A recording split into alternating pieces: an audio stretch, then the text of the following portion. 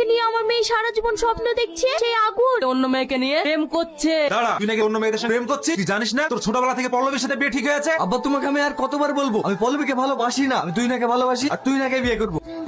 কখনো দেখেছো রাজার গলায় জুতোর মালা মানায়? তাই তোমার জুতোর মতো মেয়েকে আমার ছেলের গলায় ঝুলানোর চেষ্টা করো। আর হ্যাঁ, তোমার মেয়েকে আমার ছেলের জীবন থেকে সরে যেতে বলো, নইলে তোমাদের বাপ মেয়ে দুজনের ভাগ্যে কষ্ট আছে।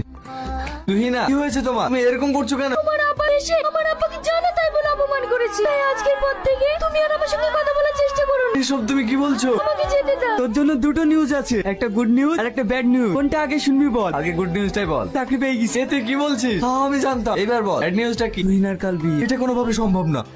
তুই না এসব আমি কি শুনছি? হ্যাঁ তুমি ঠিকই শুনেছো। তাহলে আমাদের এতদিনের ভালোবাসার কি হবে? কিসের ভালোবাসা? আমি তোমাকে কোনোদিনই ভালোবাসিনি। মানে আমি শুধু প্রতিশোধ নিয়েছি। তোমার আব্বা আমার আব্বাকে অপমান করার প্রতিশোধ নিয়েছি। আর আমার কার সঙ্গে বিয়ে হচ্ছে জানো? একজন বড় পুলিশ অফিসারের সঙ্গে।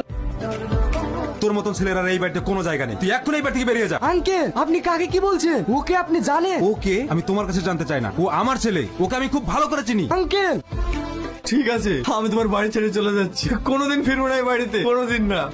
তুমি ছেলেটাকে বাড়ি থেকে বের করে দিলে। ওর জন্য আমি আর অপমান সহ্য করতে পারছি না। ও আমার বন্ধুকে অপমান করে এই বাড়ি থেকে বের করে দিয়েছে। ও আমার কোনো কথা শুনে না। তাই ওর মতো ছেলে এই বাড়িতে থাকার থেকে না থাকা অনেক ভালো। কি ব্যাপার তুমি এখানে? মানুষ যে কতটা নির্লজ্জ